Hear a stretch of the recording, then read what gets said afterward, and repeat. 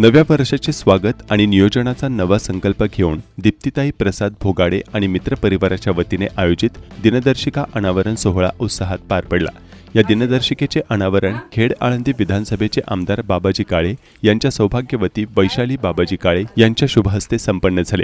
कार्यक्रमाच्या सुरुवातीला वैशाली काळे बोलताना म्हणाल्या की नव्या वर्षात घराघरात सकारात्मक ऊर्जा पोहोचवण्याचे काम या दिनदर्शिकेच्या माध्यमातून होणार आहे। नियोजनाची सवय आणि सांस्कृतिक माहिती याचा सुंदर संगम या दिनदर्शिकेत दिसून येतो।